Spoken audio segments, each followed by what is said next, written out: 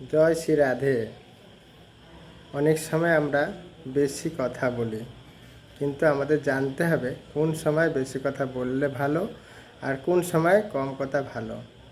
সময় অনুসারে সেটা ব্যবহার করা উচিত, কিন্তু আমরা বুঝি না, তখন আমাদের ক্ষতি হয়। একটা সুন্দর দৃষ্টান্ত শুনুন।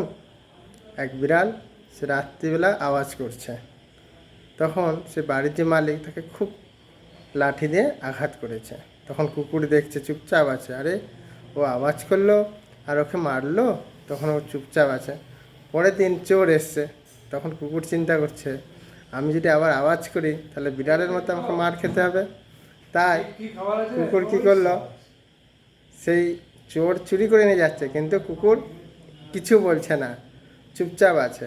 পরের দিন মালিক এসে দেখছেন, আরে, সব চুরি হয়ে গেছে, কুকুর কিছু বলছে না।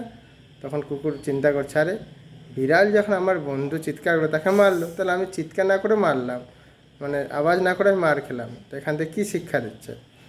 তার উচিত ছিল যে এখন চোর এসেছে, তার কাজ এটা ছিল কথা বলা, তিনি বলল না। আর বিড়াল রাত্রে ডাকছে, মানে এটা অশুভ, তার কোনো দরকারই নেই, সে বিনা কারণে ডাকছে, সেটা মার খেল।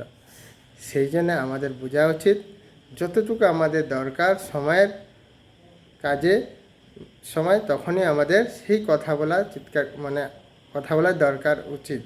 কিন্তু আমরা যদি এক্সট্রা কথা বলতে চাই বিড়ালের মতো, আমরা আঘাত পাবো এবং নিজেই কষ্ট পাবো। কেমন? হরে কৃষ্ণ। যদি ভালো লাগে এটা সাবস্ক্রাইব করবেন, অন্যজনকে শেয়ার করবেন। তো এখানে আমরা বুঝতে পারছি আমাদের যতটুকু দরকার, যেটা আমাদের সময়ের কাজে লাগবে, ততটুকু কথা বললে আমাদের নিজের মঙ্গল হবে। হরে কৃষ্ণ।